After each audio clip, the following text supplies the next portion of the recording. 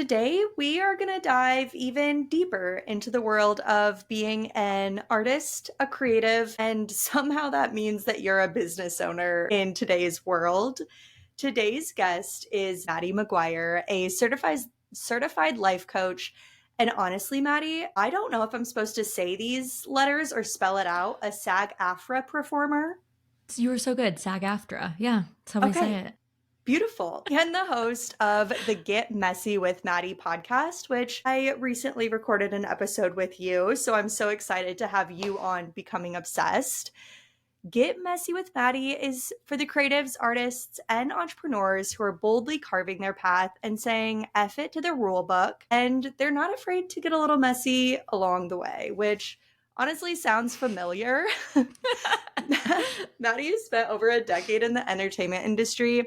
She's booked more than 100 voiceover gigs, national commercials, guest starring roles, indie films, you name it. As a coach, she helps artists step into their power and build a career that actually feels aligned with the life they want to live. Whether she's acting, writing, or coaching, Maddie's all about taking up space, trusting the process, and getting a little messy along the way. Maddie, welcome to Becoming Obsessed. Thanks, Teresa. I've been a fan of this show forever, and having you on my podcast was spectacular. I just recently listened back because it got edited. And so to be here, I'm just so excited. Well, and you are such a big part and are probably one of the people who's listened to the most episodes because I was working with you and Fast Forward Productions at the Yeah, very beginning of Becoming Obsessed. And it's probably the only way this podcast has gotten to where it is that I didn't have to do all of it, especially the editing in the beginning. for sure. And that's probably a good point. I've seen every iteration Yeah. possible of becoming obsessed. So, and I love it. As you know, I've complimented you for where you've gotten to at this point, and I can't even wait to see what's next in the next season of life and how it continues unfolding. You're killing it.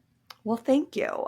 You're welcome. There was a line in your bio that I didn't mention that I want us to start with, which is that you have also created a lot of original projects that have screened at film festivals. You've written TV pilots that have been in writing competitions.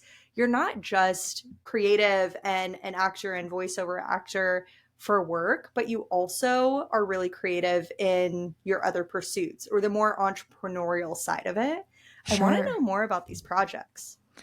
Yeah, it's so funny you even bring that up to Teresa because I started off acting pretty young. I started at like 10 or 11 years old solely to find confidence. I was the shyest person you would have ever met, like clinging onto my mom's leg, and she's like, "You're 10. Like this is a problem." And so I instantly fell in love with acting, and that was very much so the main focal point. And I had moved to LA at a very young age. I did high school online, I did college online to like put everything into this pursuit. And I think what I realized as I started working with really good acting coaches was the love of storytelling Mm. and the love of character, the love of stories. I got not disenchanted necessarily, but a lot of, I was 17, 18 at the time, and a lot of the characters that I was able to play, you know what those kind of characters are. Like the CW was raging big at that time. And so I just wanted to have an ability to tell other stories. And I think that what I've also learned about the industry is it's either chaos or it's crickets. And that Mm. is it was so difficult for my nervous system to be like, I'm either so creatively fulfilled, I have so many opportunities, my phone is ringing constantly, or it's like complete crickets and silence where you're like, did everyone think I died? Like, and then feeling so creatively unfulfilled. And so creating my own projects was a way to balance the in between and start having more joy, I think, in creating my own stories, not just being a part of other people's stories. And so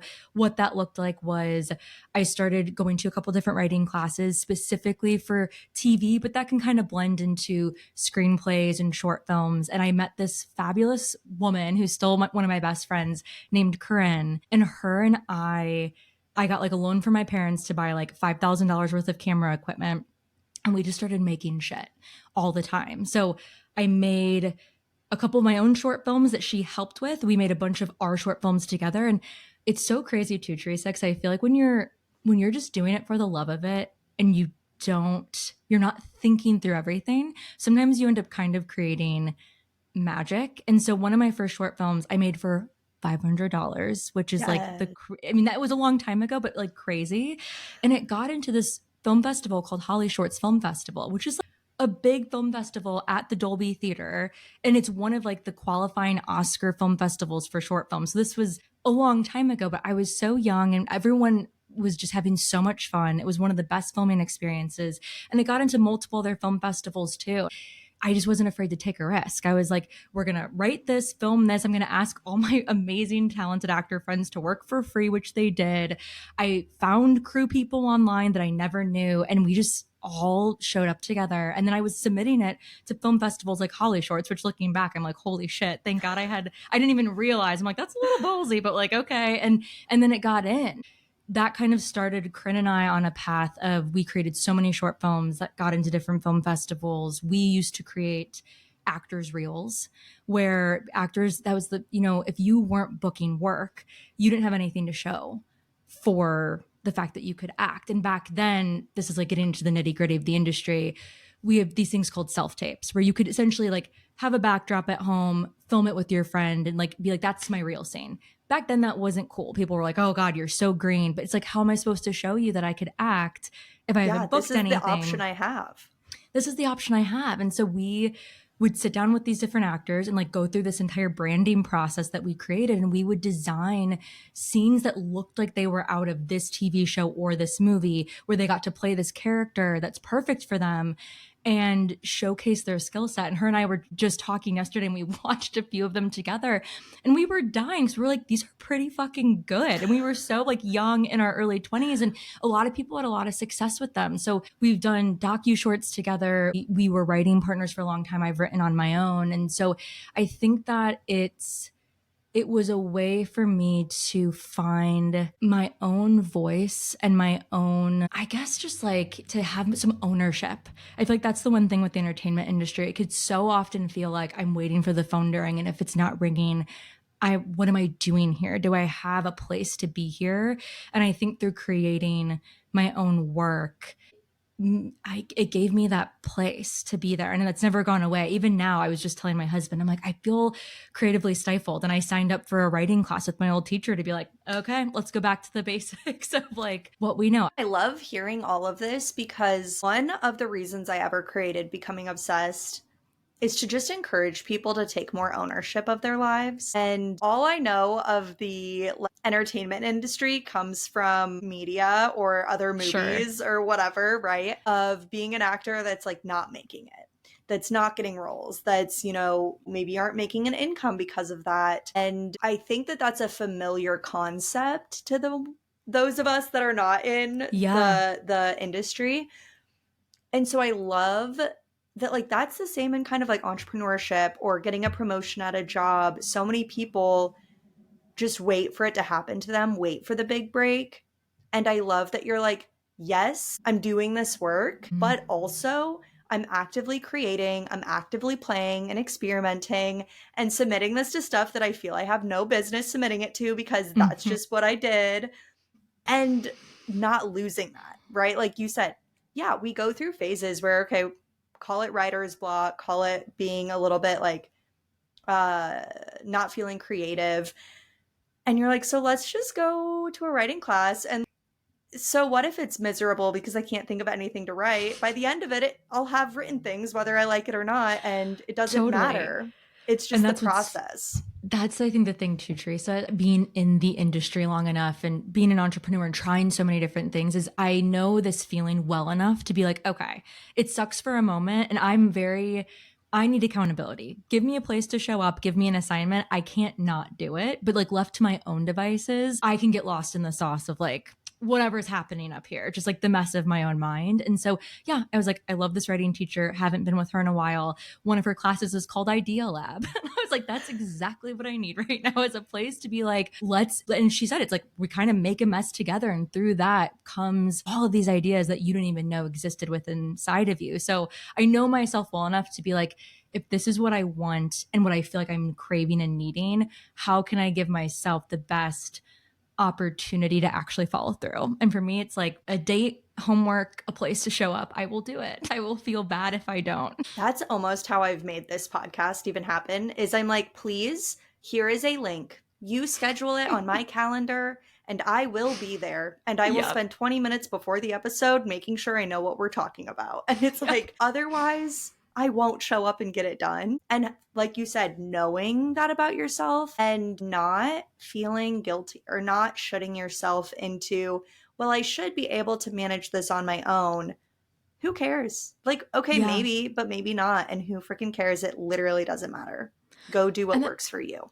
totally. And that's, I mean, I've heard a lot of people be like, oh, maybe you could plan, like, once you're done with it, like a treat, like a massage or a glass of wine. I'm like, I will have a bottle of wine while I'm doing a massage. Like, tomorrow. That will not work. I'll be like, let me show you Yeah. how I treat myself. So, yeah, it's like learning. I know myself to be like, accountability for me is key, even when it comes to creativity. I think that that's actually helped me, like, having deadlines for, okay, we set the filming dates, that means XY crew has to be booked, locations have to be booked. Like, I've always worked best when I've been like, if the dates are set, I have to put the rest of the puzzle in place. And that's sometimes the best, giving it a little bit of urgency to like, and then usually it's like that almost allows me to let my freak flag fly, so to speak. Like, that almost allows me to be like, okay, Jesus, take the wheel, let's fully go forth with all of this and not worry, because it's like, what do we have to do to make it happen?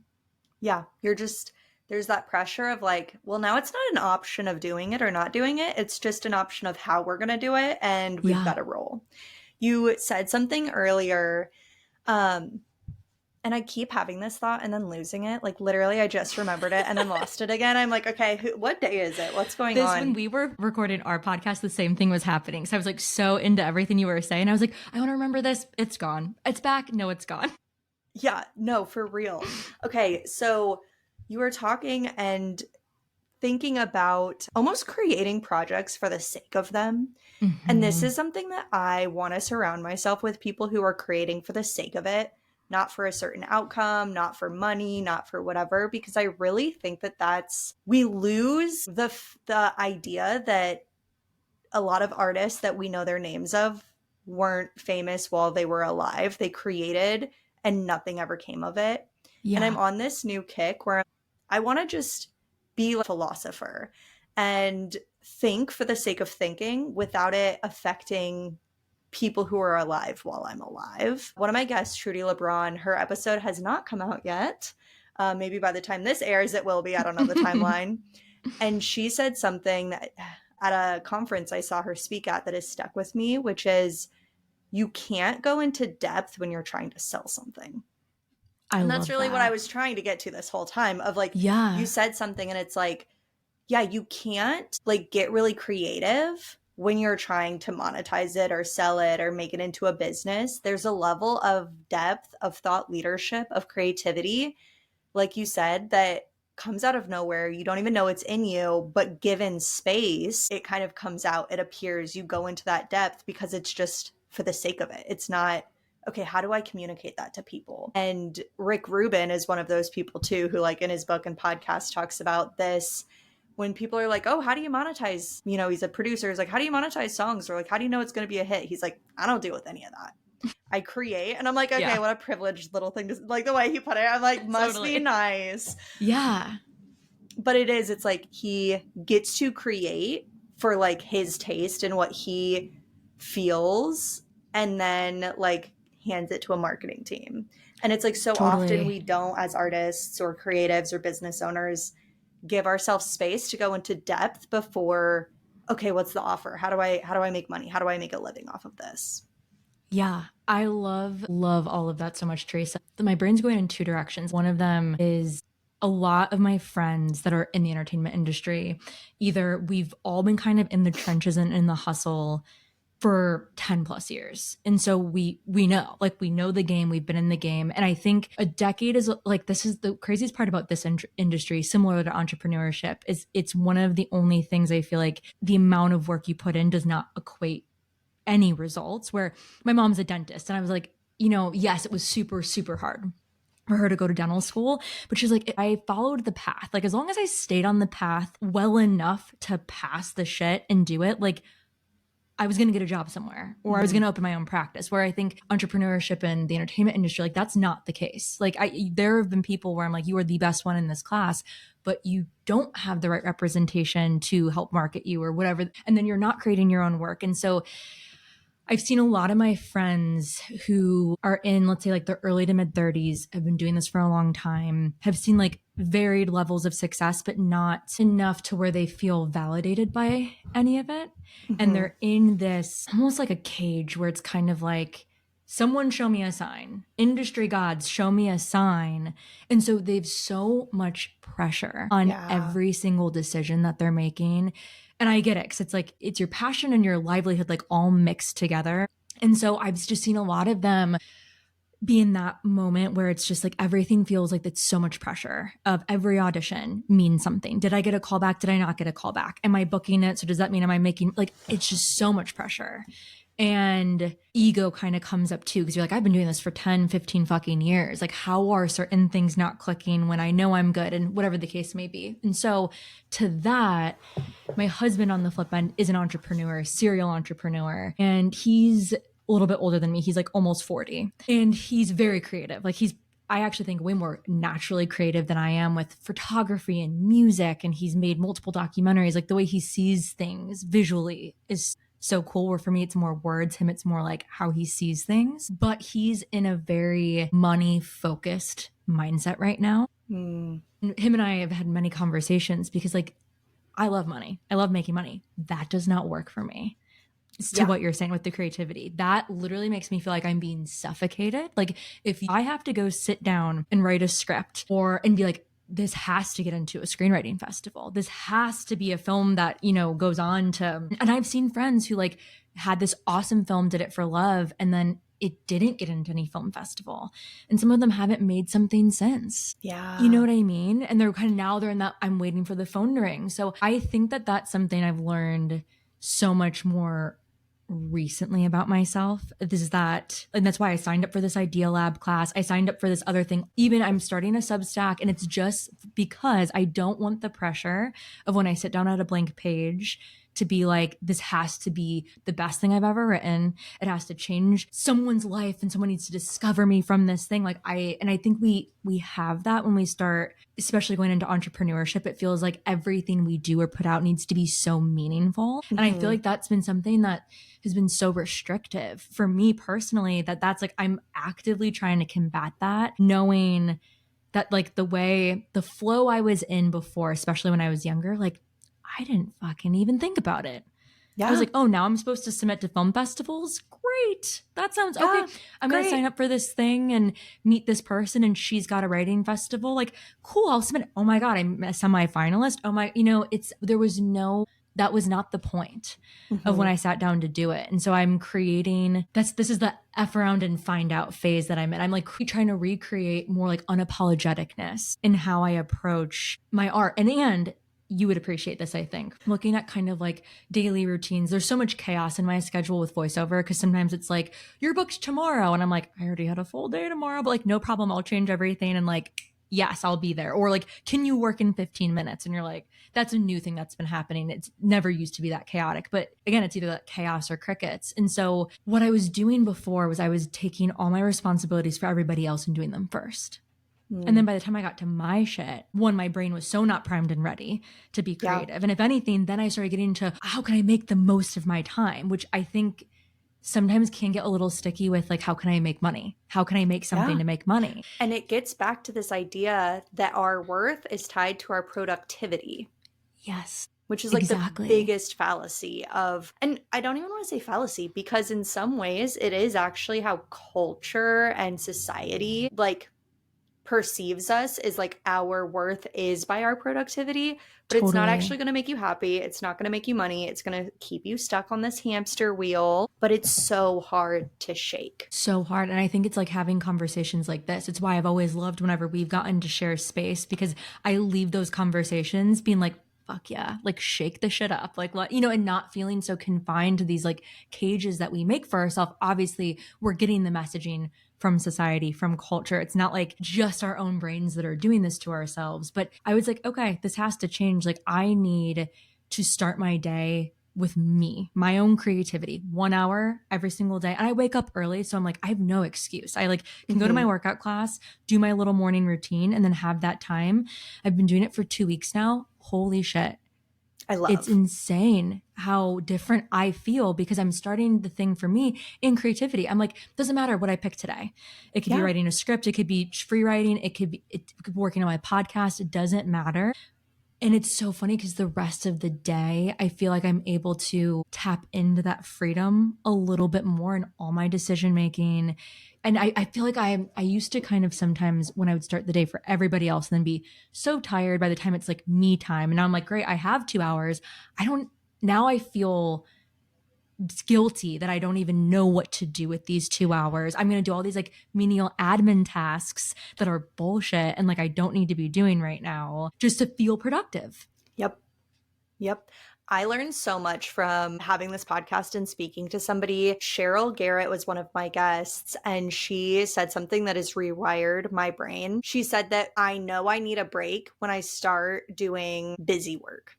She was like, when I start responding to cold emails that never needed a response, that is a signal that I need a break. And I'm like, that is so good, because as soon as you're spending time doing stuff that doesn't move the needle, probably take a step away and just like do something else. And what you said too about like, what do I even do with my time? That was the biggest red flag for me when I, probably a year ago, like, yeah, April, May, June of 2024, I was like, I literally don't know what to do with myself. I have no hobbies. I don't do anything except open my laptop, eat, sleep, and hopefully go on a walk. I was like, if I had time that I wasn't working, I literally didn't know what to do with it besides like doom scroll. And so that's where this whole concept of like, okay, play.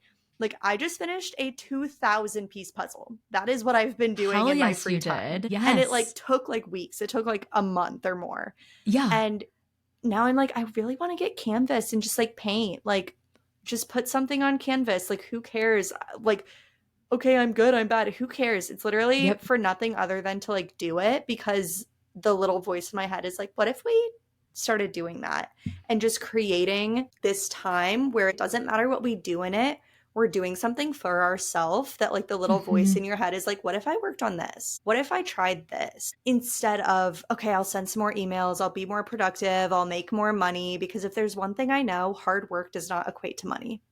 That is not what makes us more money. And so the more I lean into that, the more broke I'm going to be. And crazy, right? Like it's crazy that, but I what you're saying, I'm like 1000% true. And that's why I'm having this like renaissance moment of like, okay, we have to go into the play. And with something that, and even you'd be so proud of me too, Teresa, because we live so close to the beach. It's been very nice out. And I'm like, I'm going to start the morning. I like these three, I like a journal where it's like one prompt on one page, 2 books by Brianna Wiest. I just finished one this morning, one called The Mountain Is You. So I'm always reading some type of book that I read at least like 10, 15 pages of. And then also The Pivot Year by Brianna Wiest. And I'm like, I'm going to go to the freaking beach. I'm going to sit there. And so that's what I've been doing the last 2 weeks. It's like, I'm in my morning. I'm going to start there, come back in, do the creative work. And similarly, I so know what you're describing of when you do have free time, what do you do? Yeah. I started cross stitching. Cute. Okay, first, so cute. I am proud of you and also jealous. I know. We're moving in a week from tomorrow, so I'm like, I gotta soak up this place while we live literally 2 blocks from the beach. But yeah, cross stitching, same thing. Like that's my puzzle. Where, and you know what's really funny? I don't know. I've never tried pottery, but I heard that because you're using both your hands and both your feet, your brain can't think of anything else. And that's kind of like cross stitching for me, because I have to hold the thing while I'm threading. And so it's like my brain gets so quiet. I always say I'm like cross stitching my way to calm. That's what I always say, because my brain's like, okay, we're just here doing this thing. Yeah, we're existing. I love the idea. I heard this, I picked this up somewhere like a decade ago, that if you work with your hands, relax with your mind. And if you work with your brain, relax with your hands. I feel like that's so true. I want to get more into the podcast because obviously I'm a podcast girly. You know my journey. This has been, I don't want to say like a labor of love or a passion project, but it is like, I want to do it, so I'm just going to do it. And sometimes I can give it the bare minimum, and sometimes I can give it my full attention, and it is what it is. I want to know what that journey is like for you. Like, you and I are so similar in so many ways. And so I'm Yeah. interested why you started Get Messy and how the beginning is going, and now how, like, what it looks like for you. Yeah, I know we do have so much aligned together. And I think specifically with the podcast journey, what really happened to Teresa, which is so interesting. So, COVID was such an interesting, pivotal moment for a lot of people, but I think especially for me and my partner, who's now my husband, I'd been living in LA for over a decade. He'd been there for over 5 years. And LA was obviously extremely, extremely locked down for, Yeah. I mean, we were at the 6 month mark and still like, you know, you leave your house and like get yelled at and you're like, what am I supposed to do? And so my parents brought up an idea of moving in with them. It was a very off the wall conversation. And this brings it back to the podcast, I promise.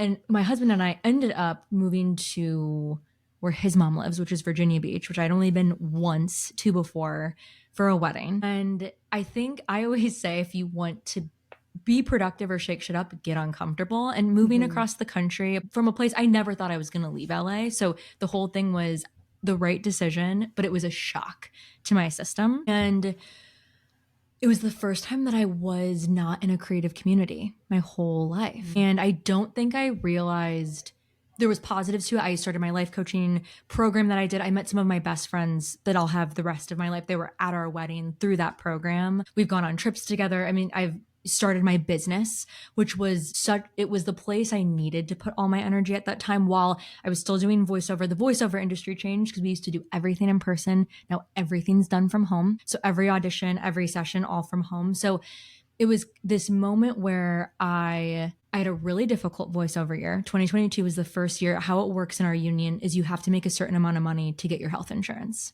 Mm-hmm. And if you don't make that amount of money, you don't qualify that year. And I was lucky enough, ever since I started doing voiceover, I'd always qualified. And 2022 was the first year I didn't qualify. And I was really passionate about my coaching business. So it was okay. Like I had enough to occupy myself to not like be so freaked out. But it was this moment where I'm like, whoa, like, can I still do this? Like, this is my last piece of connection to being creative is how it felt. Because I wasn't in an acting class anymore. I like wasn't in like just, I had so much access to creative.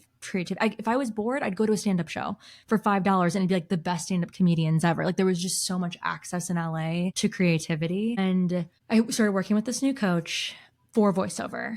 And I kid you, the whole thing that we did together was redesign my audition process for play.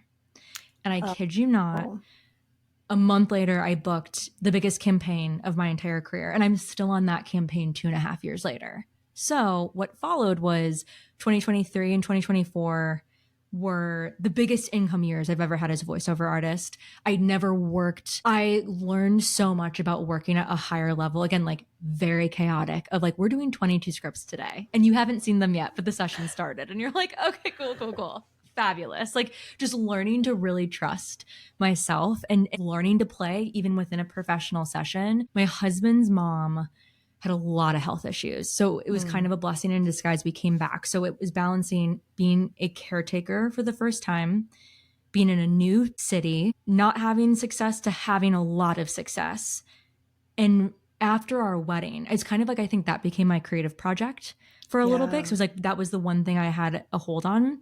And after the wedding, and we were back and forth, like we were moving back and forth between Miami and Virginia Beach, which is like, talk about culture shock. I was like, when was the last time I did something creative for myself? And the thing about voiceover is I record in a walk-in closet that's converted into my studio. So I went from, going into a studio where you have all these producers and like so many people around to like everything being so solo by myself. And so I kind of developed this like fear of being seen and being heard, which is shocking for someone who, and I think like post-COVID, as somebody who has never been shy a day in my life, never not loved stepping into a room of people.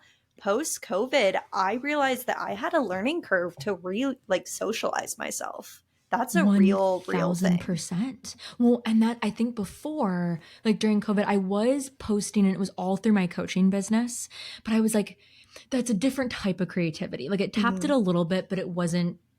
I'm like, I need something that is going to scare the shit out of me a little bit. It's going to reconnect me with people. I love podcasting. So it's going to give me an outlet, an opportunity to have different types of conversations to help honestly re-inspire me. And then I hope re-inspire people from there. I feel like I'm constantly in the messy middle. I'm like, that might just be like the tagline of my life. So I was like, I'm having this duality, this push of like the fear of being seen and being heard and this desperate want and need to do it. And at the time, writing a script didn't feel like the right thing. And the thought of producing a short film, I was like, okay, I could go back to LA to do it, but like so much of my access is limited here. So I'm like, I was like, that's an excuse. I'm like, if I really wanted to do it, I could. You're like, but that also doesn't sound like fun. Like that doesn't sound like what I want right now. I was like, what can I just do? Like, what can I do by myself and make it happen? And then because of working for a podcast production company, that freaked me out more because I was like, here, I can help someone else do it and have no problem. But me, so it took me a long time to work through and so what I did, accountability, I told a couple people, I'm like, I'm doing a podcast. It's coming out September 4th. And then I was like, okay, it's coming out September 4th. So honestly, the first season was so me for me. It was like, I wanted to reconnect with people. My first season was a lot of people that I hadn't talked to in a long time. So I wanted to reconnect with people. I wanted to have something that kind of just forced me to re-put myself back out there. And I wanted to have a project. I wanted to have something that I could like dig my teeth into and like create it. Like the first season, I edited it myself. I did all of the social media. I did every single thing. And because I didn't want to look at the numbers, I did not want to know analytics. I'm like, nope, I cannot be bothered by that. I had the entire first season scheduled, including social media, before it was launched. Oh my, dude, I can't even fathom. I don't know the last time I posted on social media, guys. Don't unfollow me. That is insane. Yeah. Oh, and I had not posted. And I posted like a little bit here or there for my business. I had not personally posted on my Instagram, I think in 5 years. Like it was since like end of 2019 and then COVID happened. So yeah, girl, that it was like the thing I needed for myself to just like push past so many different comfort zones and re-engage in my creativity. And what's so cool is now I just started it up again. I hired an editor. She's amazing. And now I'm like, why did I not do that for season 1? But I needed to do it myself. And now it's crazy. Like I launched it September 4th, 2024. So like give or take 6-7 months ago. And it's so funny how like that was the key that I needed to kind of unlock my creativity again. And my just like throw shit at the wall and see what sticks. Yeah. It's not that big of a deal. Post the damn thing. Who cares? I saw that you just posted something. I think it was a couple days ago where you're like, take the damn picture. Yes. And it was this is a beautiful photo of you, by the way. You look so stunning and you're just glowing. Oh my God. It's like the best photo I ever took. And I'm like, why was I 4 years ago looking at this photo being like, well, maybe I shouldn't post it. Yeah. I'm like, girl, you're hot. What? Post that photo. Post it. Yeah. But I think that's exactly what that idea, Teresa, that's like what I've been fighting so much in the last 6 months of like that hesitation. That, and I think in your latest podcast, you talked about like, I forgot how you worded it, but it was kind of like about being humble, like how we need to like be louder.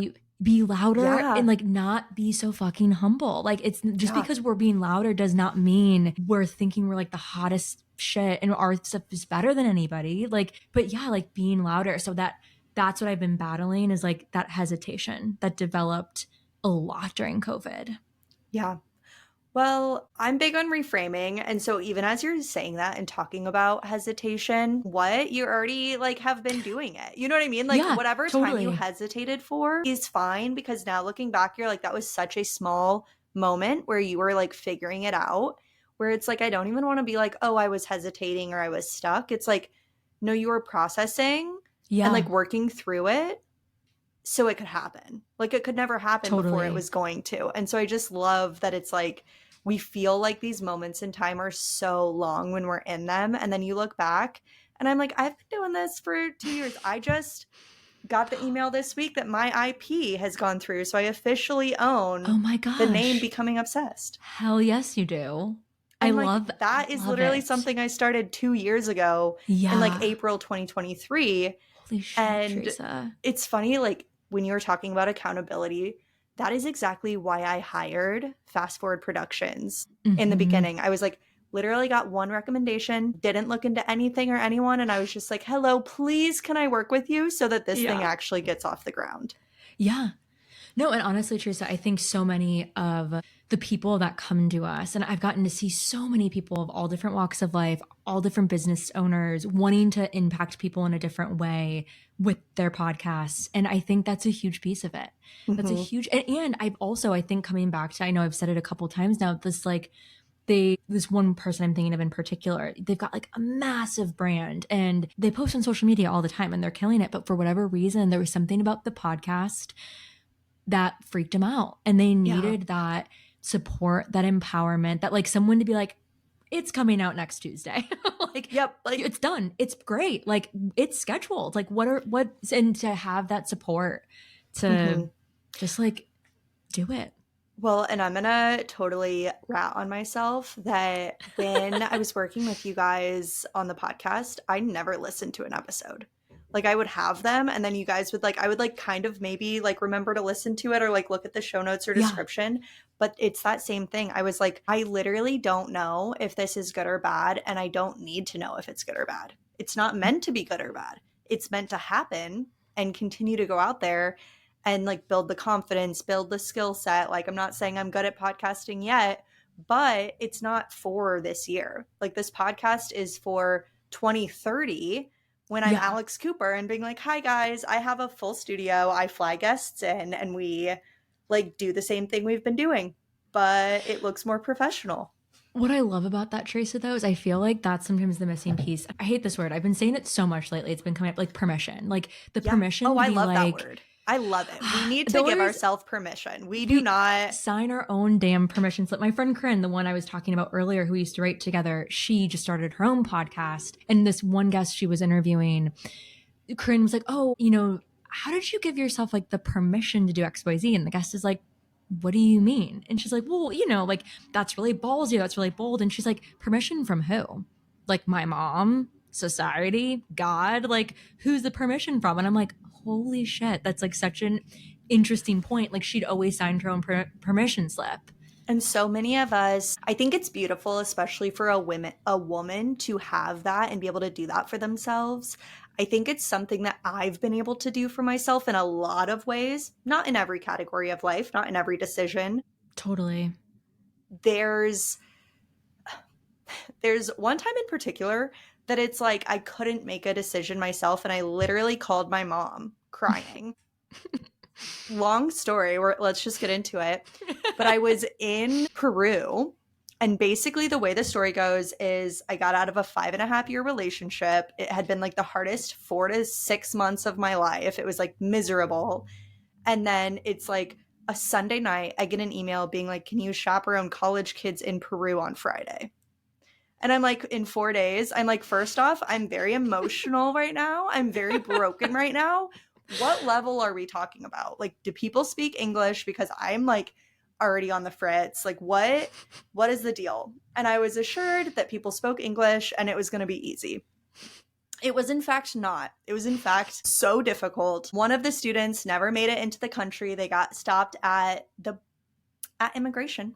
I think there was some racial profiling going on. I'm not going to, in this economy, I don't know what I can say on a podcast. Yeah, I'm hoping to make it back in the country in like 2 weeks when I'm trying to come back to the US from Canada. But so it was like 3 days of one student is there, thought she was going to go to a different country when she had like bought all her clothes or something. I don't know. And so she has like summer clothes.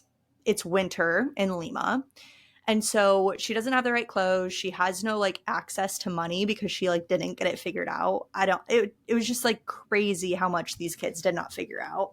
One of them's not in the country, so we're like on hold for 3 days, just being like, let's make the most of our time here before we go to the children's hospital orphanage that we'll be volunteering at. We finally get there. It is like the biggest cluster of like getting there and like getting picked up by like a stranger that we don't have like a make of a car, a name, license plate. Like I have no information, and I just have to wait on a corner as the adult with a college student being like, this will be fine. Like we're okay. She's like getting sicker and sicker because she doesn't have clothes, whatever. So we finally get to the children's orphanage, which they're doing amazing work. It is very tough work they're doing. There are literal children who like one of the little boys was just in a crib because he didn't have legs. And like there's just all of these things going on, and the people there are amazing. They don't speak a ton of English. Like that little boy spoke English, so like that was my friend, right? Mm-hmm. So the student that I'm with, the college student, she's getting sick and sicker and sicker and ends up having to leave the country to go home for emergency surgery. Oh my God. So that's going on. Meanwhile, I'm fresh out of a breakup and like already was struggling, and then having to be the adult. And then I may or may not be allergic to fish. Ended up eating fish there on accident. I didn't know it was fish. It was in spaghetti. It was like insane. It was just like this whole thing is a fever dream. So we got there. I got there Friday. I think the student got there Saturday. We ended up finally getting to go to the orphanage on Tuesday, which was like for 3 or 4 days. It was like, I don't know when we're going. I don't know.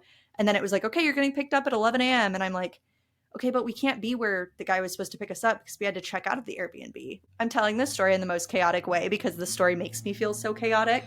I mean, because it is.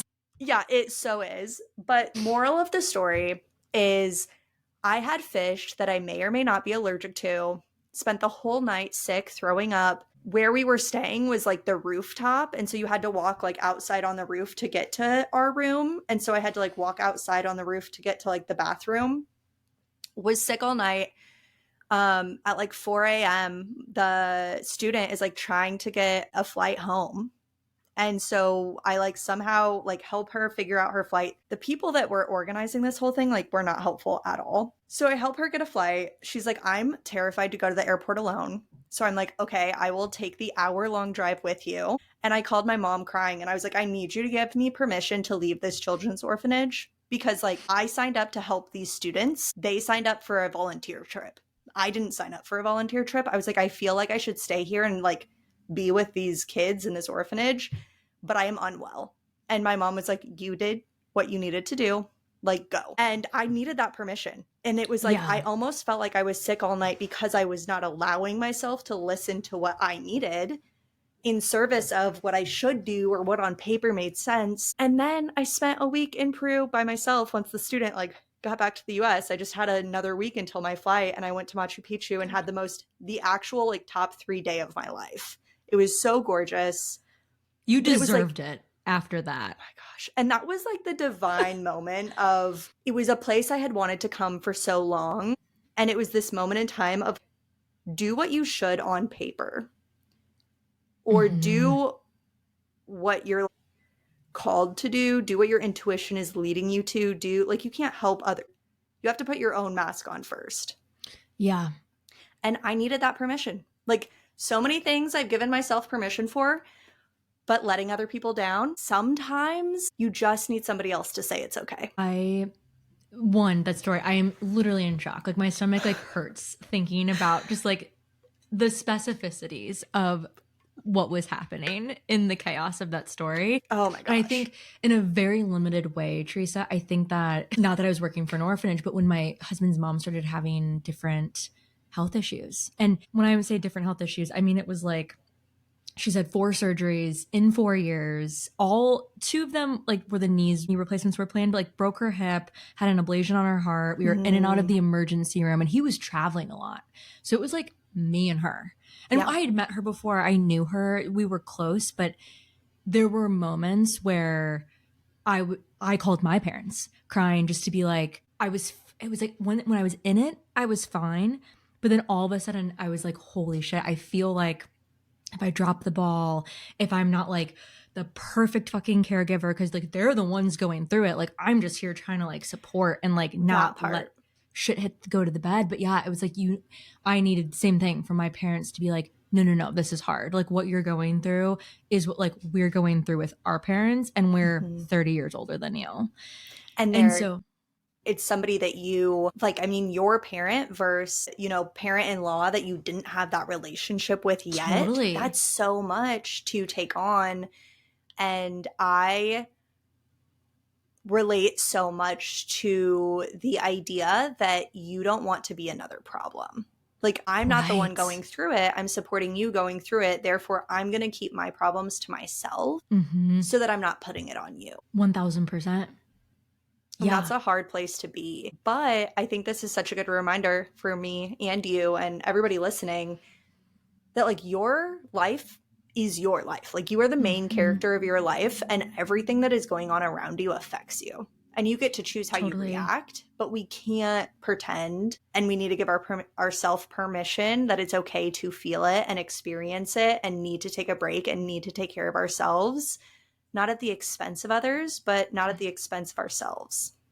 Well, and I love that, Teresa. That's so the journey that I am on right now. So yes, I need that reminder. I'm giving it to myself constantly. I've gone to enough therapy, and I love journaling. I love that's why I also love you. You're like this quote that I heard from this person. You're my favorite with like the best fucking quotes that I could always take. And I'm like, I heard this on Teresa's podcast, and she heard it from this seminar. So I love that you always drop such good knowledge from things that you take. And I know when I'm out of alignment in Mm-hmm. doing everything for everybody else, all the things I'm supposed to do, all the things I should be doing, and like slowly dying inside. Like that sounds Yeah. so dramatic, but like I, especially being in a creative field for so long and getting to express myself in big, bold ways and acting class, playing these crazy characters and all of these things, I am so in tune when it's happening.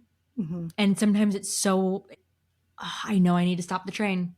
I know if I keep going, it will be so much worse than if I take a moment, take a beat, and reorganize all this. And again, add more creativity, add more play, add more freedom for me. And that's Mm-hmm. why I have to start the day with myself, because I'm up in the mornings. Mornings are my favorite. I have to start it with me. I don't have kids yet. I get the opportunity still for myself. I know for sure for me, COVID, I definitely have people pleaser tendencies. My therapist and I talk about all the time, like a natural caregiver, natural Mm-hmm. caretaker. So she's like, you will insert yourself into that role, whether it's needed or not. And then when you're like, I need to backpedal a little bit, you're afraid, like, I'll be the problem. These boundaries aren't created that now I need for me. And I think COVID was really hard because, my husband used to go into his own office. Now we're both working from home. At the time, we were living with his mom because she needed it. So it's like, it was so much. And I didn't realize how on for other people I felt like I Mm-hmm. had to be. And so, yeah, it's like this current season, I recognized that, processed a lot of it. And now it's really trying to be in tune with when my inner knowing fires up to be like, what does it look like? What does it look like to put your mask on first? Mm-hmm. Like, what does that look like in this moment? I think another piece of this puzzle that doesn't get talked about a lot is that other person doesn't always need us to have a mask on for them, right? Like your mother-in-law. She knows what Mm-hmm. she's going through. She knows it's a lot and heavy on her and everybody around her. Yeah. We can share that and be like mutually vulnerable of the like, hey, I'm here for you. I need to go take a break. Yeah. In the moment, and this is something that actually I've learned.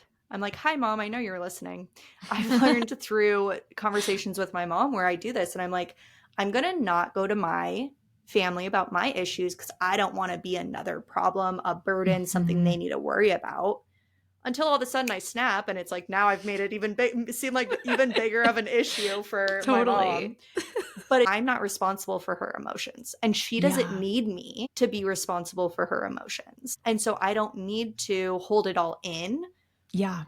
And that's a lesson that has helped me so much in all of my relationships, is almost like speak faster. Like still with Oh, tact and honesty, but like when you're feeling pressure on a relationship, address it mm-hmm. sooner. And I'm not saying everybody can handle it, and I'm not saying to say it cruelly or, without Yeah. finesse or without tact, but that's something I've learned is like I don't have to protect somebody else and their emotions, especially when I'm feeling pressure because of my relationship with them, because usually it's self-imposed more than anything else. Totally. I love that so much, Trace. And I feel like that's been the theme of so much of my therapy was like learning to feel really empowered in how I use my voice for the things like for me. Mhm. And in my relationships, obviously, I feel like it shows up the most with the people we're closest with, best friends, family, partner, all people you're sharing a household with, all of those things. So I love that because again, I know we've used the word hesitation earlier. Now it's like when my inner knowing feels that, I'm like, ooh, we got to step right into it. Like Mhm. we cannot back out of this because it will show up louder, messier, not in a good messy, like messier, like I don't even understand what I'm supposed to learn or what I'm wanting to really even say from this. So I love that so much. Like speak faster. Like, okay, something's like firing up right now. And like you said, have tact. And I think there's so many ways to work. I was always so nervous to not express it in the way that I mean it. Part of it is like you figure it out as you start Mhm. expressing it. In my head, it will always look like a mess. But like Mhm. the second I start talking, and I always say I'm a verbal processor. So I'll be like, go with me. Yeah. We're going to throw all the 2,000 puzzle pieces out. And by the end of this, like maybe half of it will be put together. Maybe you could help me with the other half. We'll see. But knowing whenever I want to hesitate, that's when I have to lean in more and Well, say the and damn thing. one of my things too that I've learned is sometimes I am quiet, like if I'm tired, but if I am not talking and not responding, something is very wrong. Like Yeah. I if there is something I'm not saying, I literally can't say anything else. And this is something that I really appreciate in the relationship I'm in now that I have had to learn and practice in other relationships is like as soon as I am starting to like keep score, or there was a thing that happened with my partner where I didn't like the way a situation happened, and it was like a fire alarm went off in a yoga class. It was like this whole chaotic thing, and however it went down, after the fact, I was like, I feel like you made that you versus me instead of us versus the Mm-hmm. situation. And like, I was quiet for probably like 7 minutes in the car. And we both knew that like something was wrong. And I just needed it to digest a little bit. And I needed to also stop thinking about it for long enough that my mouth could speak without me hesitating, without me Yeah. having to know how to say it perfectly. And it's just this so much of today's conversation, I want to be like, and that's on. There's no right way to live life. Like there's You so many like didn't. Yeah. every situation is different, but like sometimes it really is like sit with it and don't Mm-hmm. overthink how to say it. But Yeah. also like I said it to him because I knew that wasn't him. Like that he got Yeah. stressed and it came out in a weird way and it made me feel a weird way. And no one was really wrong, but I could have easily, and a past version of myself would have taken it personally.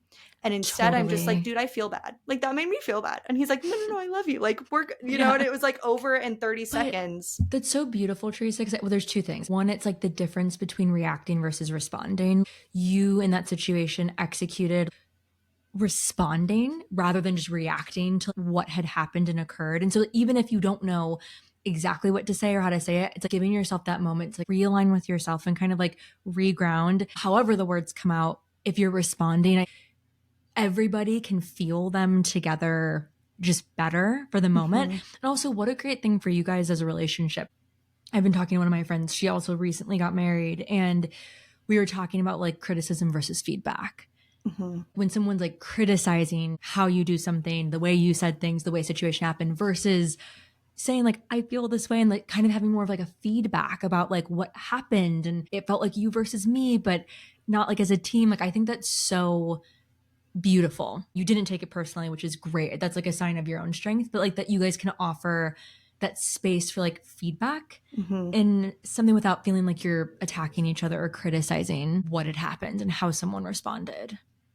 That's one of my, like, if I could go back and give baby T some advice, Yeah.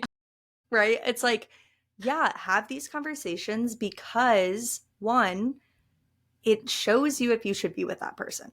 Friend, relationship, Totally. like Ugh. one, you have to advocate for yourself. You have to not get bitter for my own sake, right? I would have been bitter the rest of the day if I didn't say anything. I'd be like, I hate you. You were mean to me.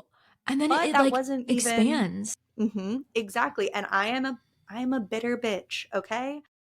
I don't believe that. I No, do not I believe am. I that. am, which is why I have to nip it in the butt. Like I can't I will sit and be mad like and I think that's the other thing that is so amazing about the relationship I'm in now. Yeah. I value it so highly that I refuse to think negatively about it for even a second. Yeah. It's not a place of fear of losing the relationship, of like, oh my God, I can't lose this, but a place of like, this is actually what I really, really want in life, the partner that I want to have for life.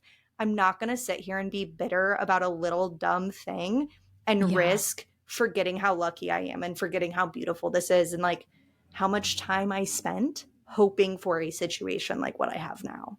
Teresa, I just got chills. That's so beautiful. I'm in my lover girl era. I was gonna say it looks good on you. You are wearing it well. I love it. And I think just to piggyback off of that, I think that that's one of my friends. We're again, because a lot of my friends in my age group who are still single, it's either some of them are embracing it. Fuck yes, my person will come. And like it looks just like they shimmer with it. It's so sexy and attractive. And it's hard. I understand too. Like I feel for people who don't feel that way, who are like, I thought my life was gonna look different at this point in time. And I'm stressing about how I'm going to get from point A to point B. Am I going to have a partner? But what I've seen happen to some of my friends is like they start trying to protect themselves by getting like pickier and pickier and pickier and having such high expectations for their partner. And one of my other friends, we were talking, and she's like, yeah, but like we're all still human. Like we're all still human. Like that's part of a relationship is like learning and growing and ebbing and flowing together as like you're on your individual journey and together. And like there needs to be that spaciousness for like us both being humans. And so in how you just even described that, like what a great space for you guys to both like live your damn lives and be yourself and like be open to the ways in which you're both human. Yeah. And you mentioned earlier that your husband is almost 40.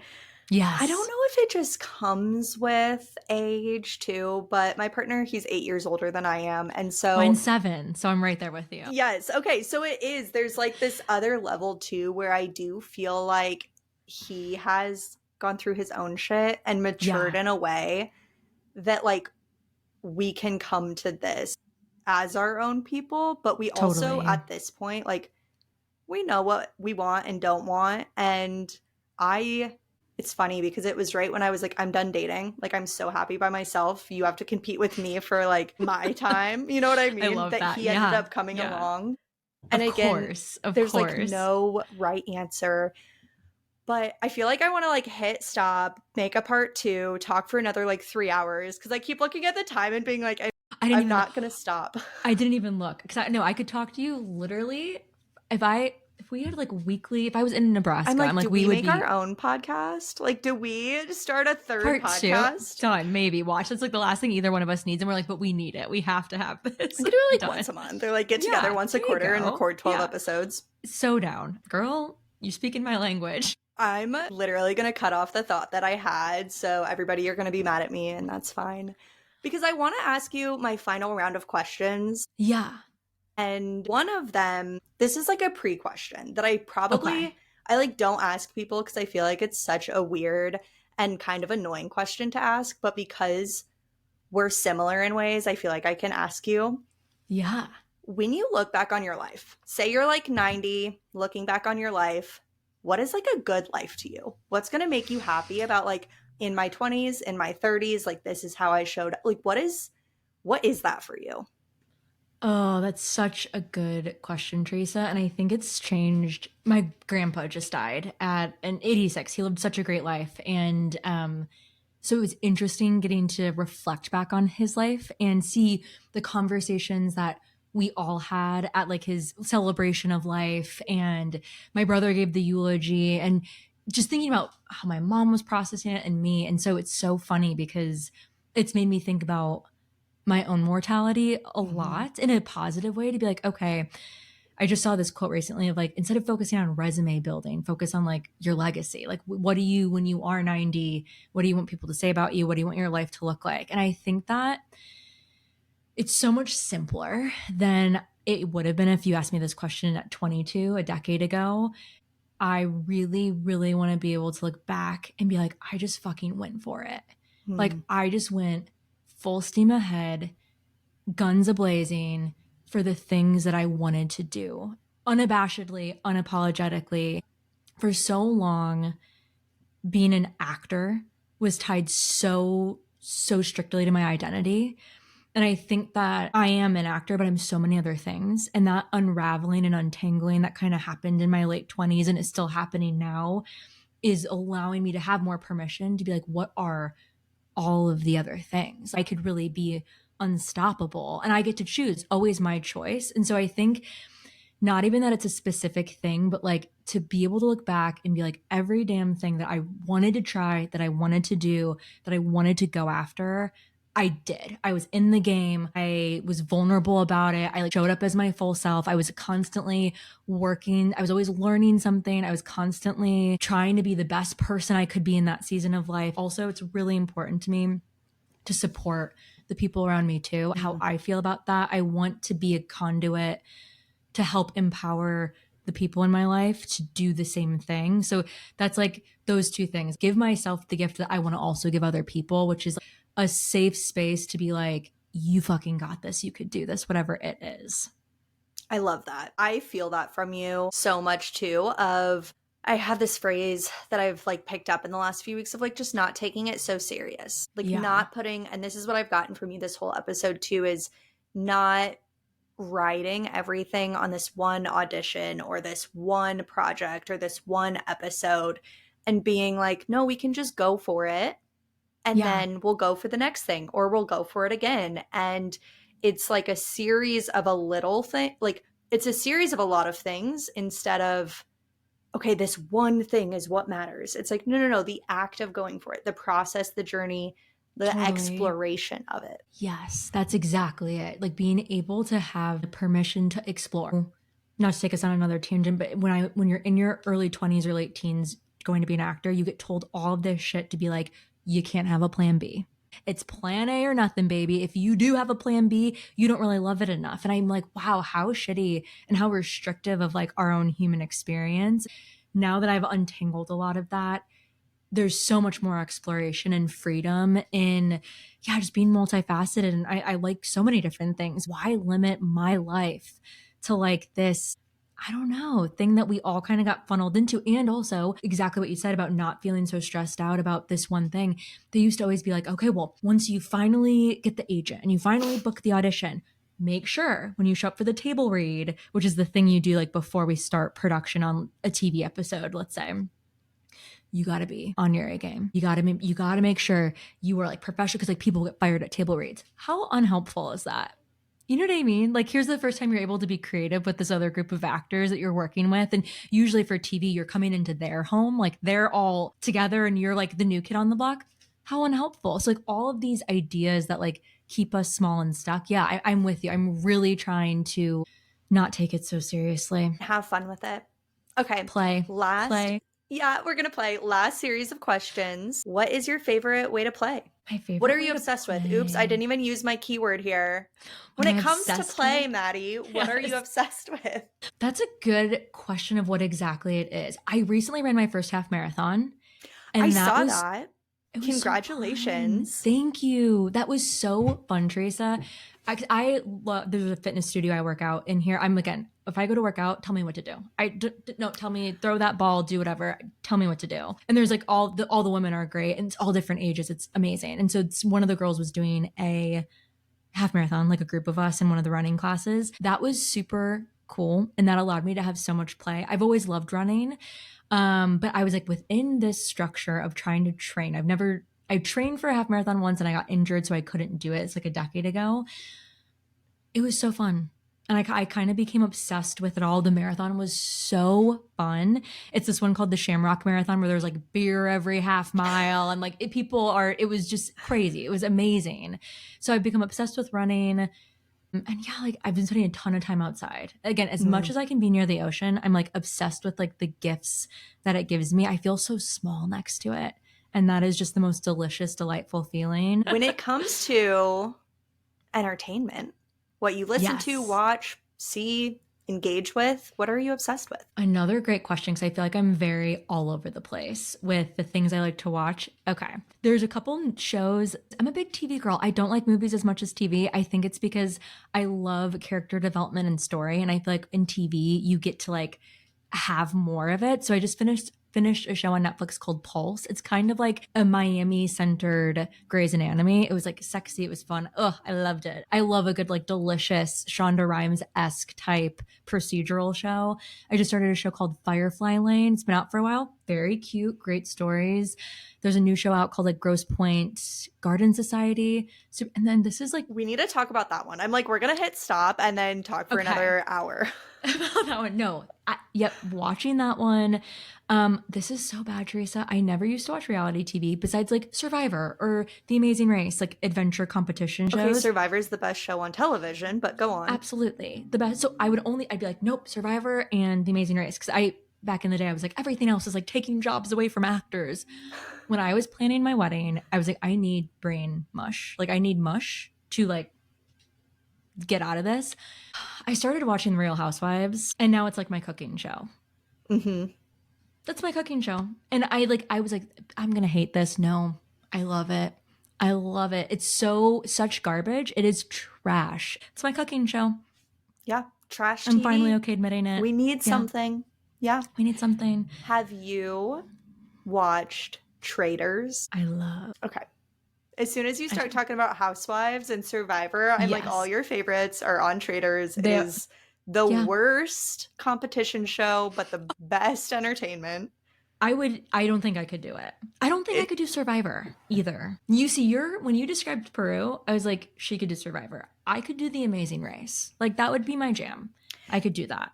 In the years I should have applied for Survivor, somebody told me I was overqualified because I lived in the jungle for 3 months. Yeah, you'd kill which it. Totally, like, I could have, like, that doesn't overqualify me for the show in reality, but I took it to heart, and now I'm like, I don't know that I want to be uncomfortable for 30 days for $1 million. I can make $1 million some other way. You're like, I will figure that out, as you are. I feel like you are on that journey and that pathway. Yeah. But yeah, other than that, my music taste is all over the place. I'm a big podcaster. So when I was running on my marathon, I started with music. And then as I started getting in higher mileage, I got bored. And I would just play podcast after podcast after podcast, all different kinds. I like a lot of motivational stuff, feel good, positive thinking type stuff, like Diary of a CEO, the Jamie Kern Lima show. I do like the His and Hers podcasts with like the Bostics. Like they're entertaining. They have interesting guests. So I'm like becoming obsessed. I love that one. Yeah. We try and motivate you a little. You do. Make me laugh too. Like I have said 500 times, I don't want to stop this conversation, but in case somebody is about to yell at me and be like, Teresa, you tell me these are 40 minutes to 60 minutes and they are not. How dare you? Yeah. We'll cut it. I know you guys are sad. If you are still listening, send us a DM. Join the group chat, send Maddie a message, send me a message, because we want to hear what you're up to, what you're obsessed with, your messy middle. Give us 5 stars. Go subscribe to Get Messy with Maddie McGuire. Maddie, how else can people find you and work with you? Yeah, I'll obviously give you the links for the show notes, but my personal Instagram, where I've been having more fun, more play lately, is at Maddie McGuire 4. And you can check things out on my website, MaddieMcGuireCoaching.com. And then the podcast, Get Messy with Maddie, is where I'm definitely having the most fun. And your episode will be out soon, so you can check out Teresa's episode there. It's so good. All right, y'all. Let's go get obsessed.